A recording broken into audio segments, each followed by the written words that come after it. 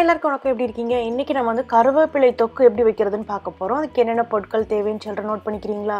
இங்கே நான் கருவேப்பிலை எடுத்து நல்லா கழுவிட்டு காய வச்சு எடுத்திருக்கேன். அந்த காம்பையும் நான் எடுத்து வச்சுருக்கேன். அதுவும் நமக்கு நல்லா ஃப்ளேவரையும் கொடுக்கும். அதுக்கப்புறம் வந்து இங்கே நான் உளுந்து ஒரு 2 டீஸ்பூனுக்கு எடுத்திருக்கேன். காஞ்ச மிளகாய் ஒரு 3, உங்கள் காரத்தை பொறுத்து சின்ன சைஸ் இஞ்சி, நான் எலுமிச்சங்காய அளவுக்கு நான் வந்து புளியை ஊற போட்டு வச்சுருக்கேன். உப்பு தேவையான அளவு. முதல்ல இந்த உளுந்து இருக்கு இல்லையா, உளுந்தையும் காஞ்ச மிளகாயும் லைட்டாக போட்டு வறுத்துக்கிறோங்க. இந்த மாதிரி லைட்டாக ப்ரௌனாக வந்தால் போதும். அது தனியாக மிக்ஸி ஜாரில் போட்டுருங்க. அதுக்கப்புறம் நீங்கள் வந்து இந்த கழுவி காய வச்சு தண்ணி வடித்து வச்சுருக்கீங்க இல்லையா கருவேப்பிலை, அதை போட்டு லைட்டாக வதக்குங்க. இந்த மாதிரி லைட்டாக ப்ரௌன் ஆனால் போதும். அதில் நீங்கள் அதை மிக்ஸி ஜாருக்கு மாற்றிட்டு இஞ்சி கொஞ்சம் சேர்த்துட்டு உப்பு எடுத்து வச்சுருக்கோம் இல்லையா, அதையும் இந்த ஊற வச்சுருக்கோம் இல்லையா புளி, அதையும் போட்டு இந்த மாதிரி அரைச்சி எடுத்துக்கிறோங்க லைட்டாக தண்ணி ஊற்றி. இப்போ நம்ம தாளிப்பு வேலையை ஸ்டார்ட் பண்ணலாம்.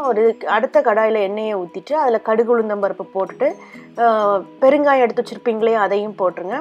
பெருங்காயத்தை போட்டுட்டு நம்ம அரைச்சி வச்சுருக்கோம் இல்லையா அந்த கருவேப்பிலை மிக்சர், அதை இதில் நீங்கள் போடுங்க. இப்போ நான் அதை மாற்றிட்டேன். இதில் லைட்டாக ஒட்டியிருக்கனால லைட்டாக தண்ணி ஊற்றி அதையும் நான் இதில் ஊற்றிட்டேன். இதை லைட்டாக ஒரு நிமிஷம் வதக்கினா போதும், இல்லைன்னா வெளியே தெறிக்க ஆரம்பிச்சிடும். அப்புறம் நீங்கள் அடுப்பை ஆஃப் பண்ணிட்டு சர்வ் பண்ண ஆரம்பிக்கலாம். இப்போ அருமையான கருவேப்பிலை தொக்கு ரெடி ஆகிடுச்சு. ரொம்ப ஈஸியாக பண்ணிவிட்டோம். இது நீங்கள் ரச சாதம் வச்சு சாதத்தோட வரவி சாப்பிடலாம், இல்லை சுட சுட சாதத்தை வடித்து அதில் மிக்ஸ் பண்ணி சாப்பிட்லாம். இட்லி தோசைக்கு ரொம்ப நல்லாயிருக்கும். ப்ரெட்டு கடையில் நீங்கள் வச்சு சாப்பிட்லாம், இல்லைன்னா ஏதாவது டிப்பாக கூட நீங்கள் யூஸ் பண்ணலாம். இதை ட்ரை பண்ணி பாருங்கள். பார்த்துட்டு உங்கள் கமெண்ட்ஸ் சமையல் வந்தில் போஸ்ட் பண்ணுங்கள். இந்த வீடியோவை லைக் பண்ணுங்கள், சேனலை சப்ஸ்கிரைப் பண்ணுங்கள். நம்ம இன்னொரு வீடியோவில் பார்க்கலாம். நன்றி, வணக்கம்.